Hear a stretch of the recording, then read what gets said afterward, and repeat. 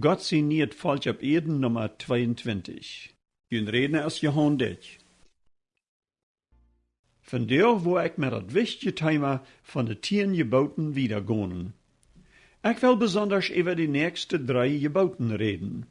Du sollst deine Eltern ehren, du sollst nicht Menschen doodmerken, en du sollst nicht de Ehe breken. Wann uns die geboten ook sehr bekannt zijn, tja we doch noch einmal veel daaruit leren. Wir wollen dann zunächst die zweite Gesetztafel betrachten, wat de laatste 6 geboten haft. Diese geboten handeln alle met het Verhältnis zwischen de Menschen. Das 5. Gebot sagt, du sollst deinen Vater en deine Mutter ehren, dat deine der lang verholen op dat land, wat der Herr dein Gott die jaft. Dit Gebot ist besonders an die Kinder gerecht. Ne Gesellschaft, wo die Kinder ihre Eltern nicht ehren, kann nicht sehr lang bestehen. Dort die Kinder ihre Eltern ehren, kommt nicht von selbst. Das meiste hängt davon auf, wo die Eltern die Kinder abtragen. In so Families, wo die Kinder dort sperren, dort die Eltern an Fehl rechnen, wird damit der Grund gelegt, dass die Kinder ihre Eltern auch ehren wollen. Doorwegen können die Kinder auch noch streng abgebracht worden, aber wenn die Eltern ihre Leib veranbewiesen doen, wird das ein sehr großer Eindruck zum Gouden merken. Wo aber eine Familie mal wenig Leib bewiesen wird, und wo die Eltern ab die Kinder lospelchen und an für jeder kleine Ding schlonen, da ist wenig Hoffnung, wenn die Kinder erst groß sind, dass sie so eine Eltern ehren wollen. Veel mehr wollen sie ihre Eltern beschuldigen und wenig mehr an Top kommen. Das ist ungemein schade, aber die Schuld dafür liegt meistens bei den Eltern, wo die Kinder ab diesen Weg abgebracht haben. Deswegen möchte ich hier besonders die jungen Eltern anreden, die noch Kindertüs haben. Da sind ein paar Regeln, was sehr neidig zu beachten sind, wenn wir unsere Kinder dort abtragen, dass sie uns als Eltern ehren wollen. Das erste ist, dass wir versuchen, zu unseren Kindern ein gutes Verhältnis zu haben. Das meint, dass wir uns Zeit nehmen, mit an zu reden und an Dinge zu erklären. Ein kleines Kind haft wirken sehr viel Fragen. Dort haft Gott an jeder Kind angelegt. Dort ist Gott Sien Willen, dass die Kinder dadurch viel lernen. Wer sich Zeit nimmt, ihre unschuldige Fragen zu beantworten, die wordt ook met het kind een fijn Verhältnis opbouwen. Dat tweede is, dat we die Kinder so behandeln, als wie würden gleichen behandelt te worden. Ich habe dat beobachtet, dat in gewisse Families die Eltern sich scheinbar gedreven fühlen, immer weiter zu beweisen, dass sie die Boss sind. Einige Vaters reden überhaupt nicht vernünftig mit ihren Kindern. Einmal ist das bloß in Genoa. Wenn die Kinder dann anfangen zu rohren, dann lachen sie die uit, oder bespossen die. Einige Eltern glauben, die einzige Weg, mit ihren anwachsenden Kindern umzugehen, ist an Befehle zu geben und anständig uitzulärmen. Das gibt auch so, dass die Vater oder die Mutter die Kinder verken uitwerkt und sehr hart bestraft. Eins ist sehr klar. Wo die Kinder nur zo'n Master, als ich groß beschrieben habe, abgebracht sein worden, da ist mal wenig Hoffnung, dass die Kinder, wenn sie erst groß sind, ihre Eltern ehren wollen. Viel eher sieht einer dann, dass die Kinder dann noch Hut ab ihre Eltern entwickeln, und wo sie mit ihr dann lauter sehr wenig zu tun haben. Was noch viel schlimmer ist, dass so eine Kinder ihre eigene Familie dann lauter sehr firken, kriegt so schlecht behandeln, als sie mal sind behandelt worden. Wenn du als Vater an deine Kinder, und vielleicht sogar an deine Früh, deine Wut uitlaatst und die schläst, dann muss ich dir sagen, dass du eine sehr große Gefahr stehst, dass du an deine Wut wat doen kannst, wat die ab immer wird leid sein. Du dat doch erkennen, dass du die zu Tiden nicht beherrschen kannst. Go no din Prediger, en lot am für die beten, dass du doch von dem Sodhun seinen Bahn mocht frei gemerkt worden. Der geradste Halb für die als Jesus Christus. Bloos wann du dienen Oja en diene Wort aus ne Sinn erkennst, en du die te aanbekierst, kannst du dann ab einmal vrijgemerkt worden. Sei ich damit, dat wir unsere Kinder dann niemals bestrafen sollen? Nee, ab keinen Fall. Dat ist auch sehr neidig, dat unsere Kinder lehren zu helfen, in Lothar zu arbeiten. Dat ist neidig, dat die Kinder lehren zu gehorchen. Aber wo einer dat tät, ist sehr unterschiedlich. Bestimmt ist dat einzige Mal neidig, dat wir den Reimen brocken, aber die soll bloß aus dat laatste Mittel gebrockt worden. Beter ist, dat wir mit die Kinder vernünftig reden in Dingen. Wann dann einmal mat bestraft worden, dann jaft het auch noch andere Strophen als bloß de Stock. Meistens ist dat wirkungsvoller, wann wir an dann in Verrecht wahrnehmen, wat an Schein geht, oder sie matten ne Arbeit utrechten, wat an sehr schlecht geht. Bei all dem kann einer mit an in Verhältnis haben, in mit an Reden, in gut meinend belehren. Dat dritte ist, dat wir unsere Kinder eine Zucht in Ermahnung vom Herrn abbringen, so es uns die Bibel dort lehrt. Dat meint, dat wir uns jeder Tag Zeit nehmen, die kleinen Kinder die biblische Geschichten zu vertalen und an das Beten zu lehren. Du sagst vielleicht, dat riecht tau, wenn sie dort eine Schule lehren. Aber wo viel von so wat lehren sie eine Schule? Nicht sehr viel. Die beste Zeit, die Kinder die biblische Wahrheiten beizubringen, als ehe sie 6 Jahre alt sind. Hast du die allemal gefragt, wo das kommt, dat die Juden so sehr taub holen und dat ihre Kinder meistens auch den jüdischen Glauben annehmen und sich weiter mit Juden befreien? Dat liegt meistens daran, wo sie von ihren Eltern sind belehrt worden. Von jung ab wird an das Alte Testament gelehrt und alles, was mit den jüdischen Glauben hängt. Sie daunen, was uns in der Bibel befohlen ist. In 5. Mose, Kapitel 11, 18 bis 21 steht so geschrieben.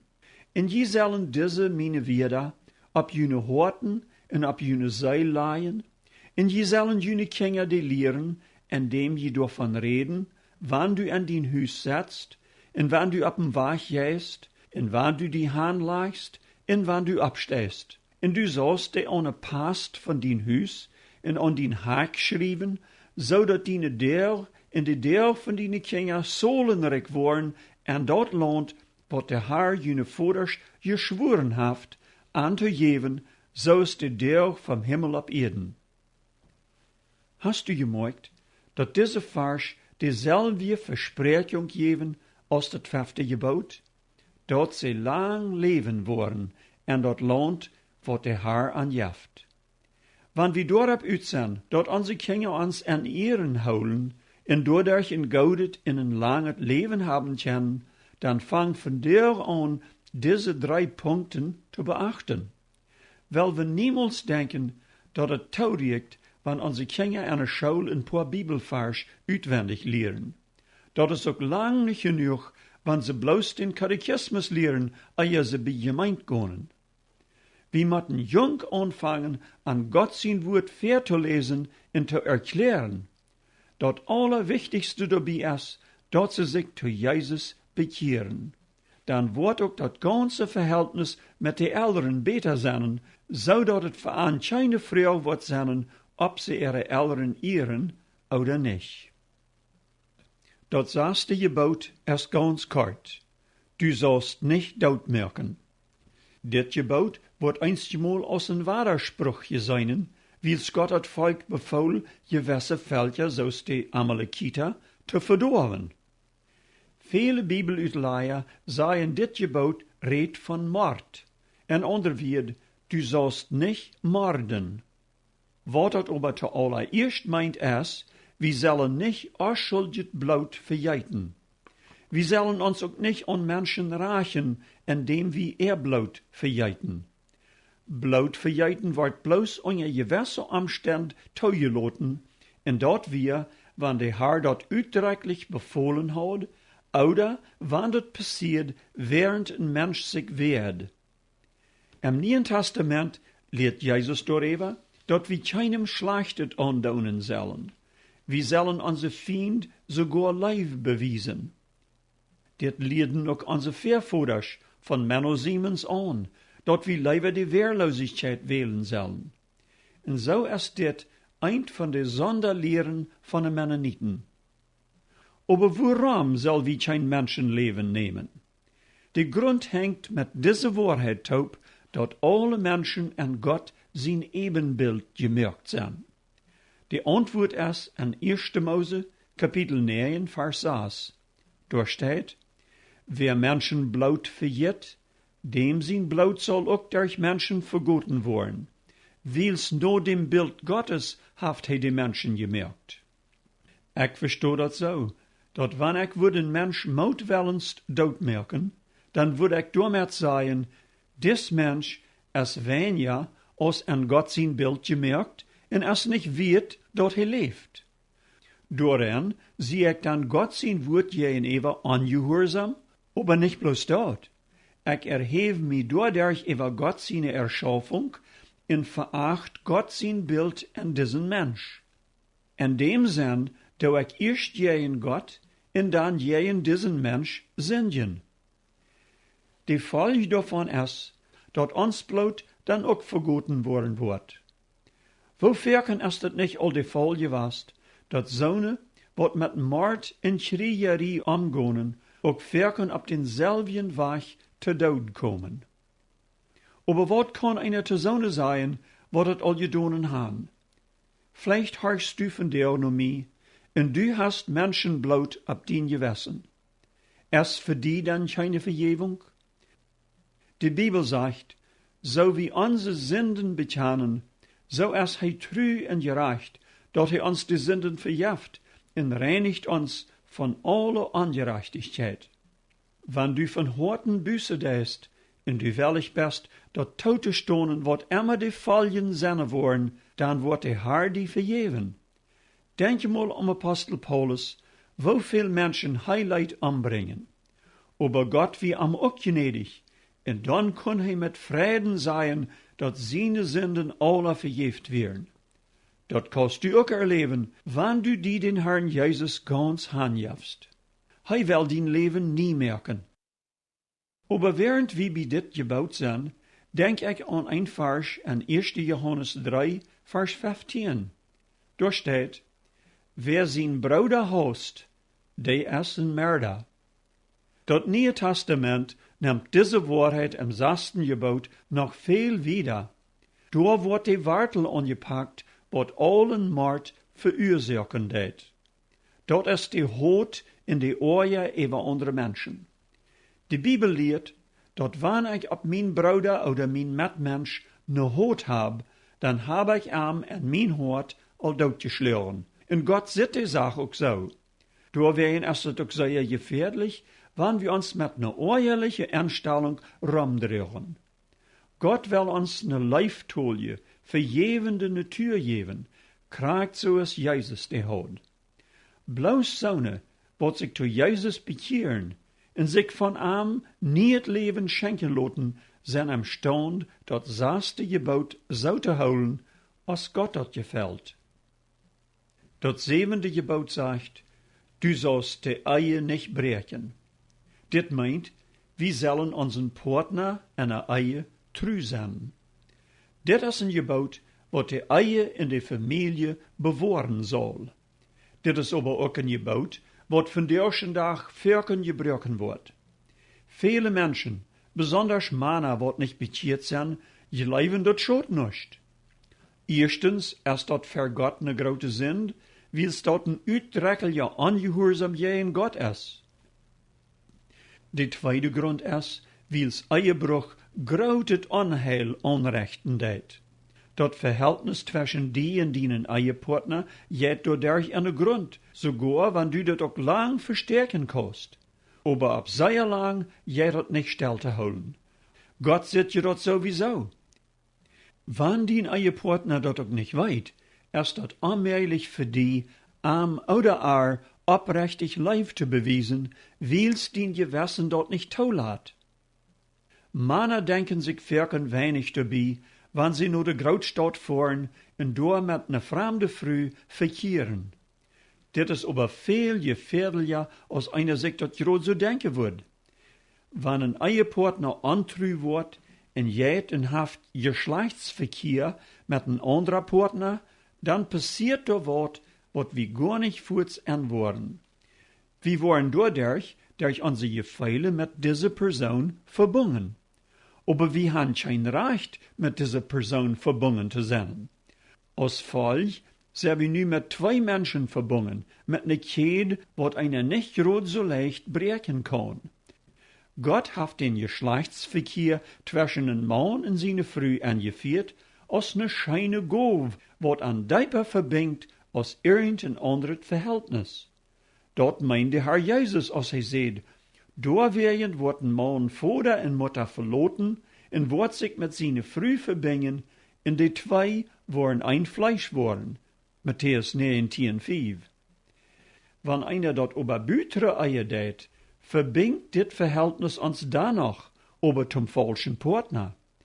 Wirken ist diese Gebungenheit viel stärker als zu unseren rechten Partner.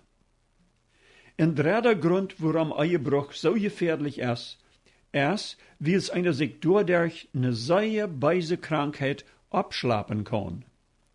Die schlimmste Krankheit von der ist AIDS.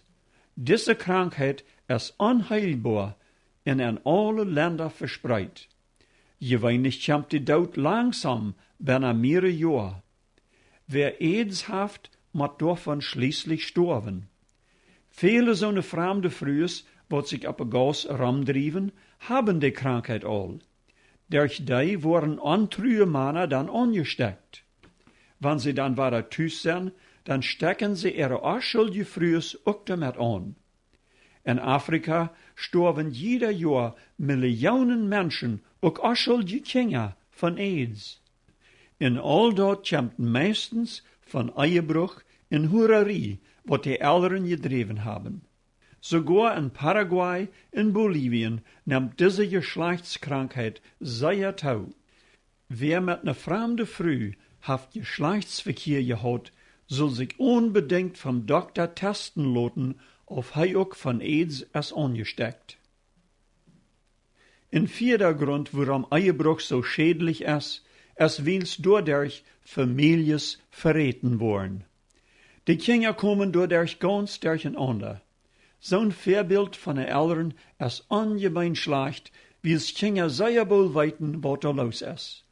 Wirken daunen so eine Kinder ihre Eltern dort kriegt so no, wenn sie erst groß sind. Vielleicht bist du ganz arg geworden, weil du weißt, du bist an diesem schuldig. Ist doch für die in deine Ehe keine Hoffnung mehr? An Jesus Christus ist immer Hoffnung, aber wir müssen seine Bedingung erfüllen. Erstens müssen wir uns leisen von dort, was uns von Jesus zurückhält. Wenn du innerlich an eine andere Frau oder einen anderen Mann gebunden bist, dann musst du das ungesunde Verhältnis abgeben.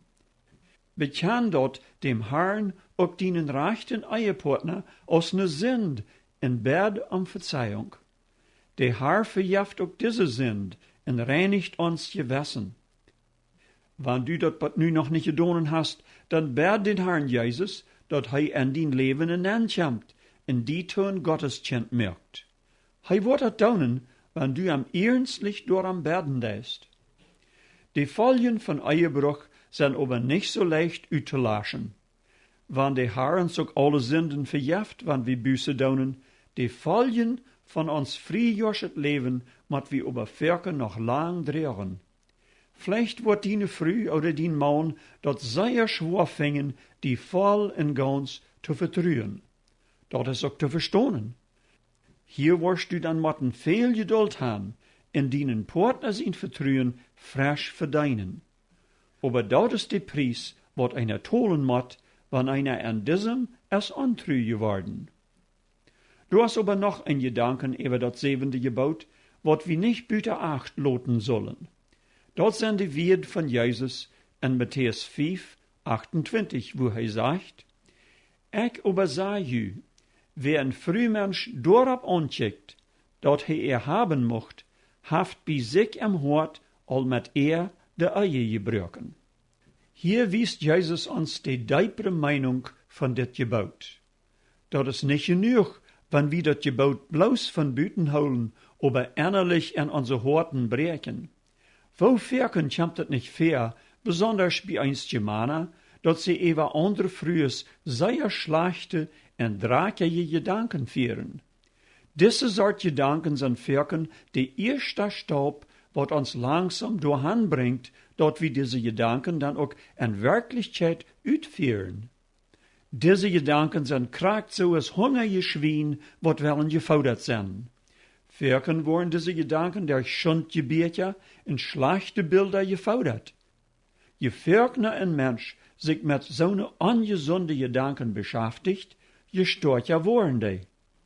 Wo kommen so ne Gedanken wohl her? Die Bibel sagt, die kommen uit ein unbekehret in ein ungehorsamet Hort. In Matthäus 15, 19 sagt Jesus, die beise Gedanken, die zum Mord, Ehebruch, Hurerie, Stehlen, falsche Getägnis, in Gottes lästige Reden führen, kommen uit dem Horten. Ein unbekehret Hort kann gar nicht anders. Jesus muss uns ein neues Hort schenken, was seine Gedanken denken kann. Wenn du diesen Trouble hast, dann bet ihm doch dein Hort zu reinigen, in die neue, gute Gedanken zu geben. Was unbedingt nötig ist dort wir alle Schundbücher verbrennen, in Leiber unsere Gedanken mit Gott Sien Wort, die Bibel abfällen. Der Psalmist sagt, dein Wort hab ich in mein Hort beholen, dat ich nicht je in die Sünden do, weil wir dort doch alle doen. Zum Schluss will wir nu noch beten. Lieber Herr, wie kommen wir nur dir und danken, dat du uns dein Wort gegeben hast. Du hast uns deine 10 Geboten gegeben, dat wir weiten, wat gut und wat schlecht ist. Ich danke dir, dat Jesus gekommen ist, uns zu raten, wils wir diese Geboten nicht so holen können, so als du dort verlangst. Ich danke dir für diese Vergebung in die Möglichkeit, dass wir durch deinen Heiligen Geist so leben können, als dir das gefällt. Amen. Wenn ihr noch Fragen habt über dort, was ihr auf das Programm gehört habt, meine Telefonnummer ist 204 346 0523. Ich wünsche dir allen eine gute Weg. Op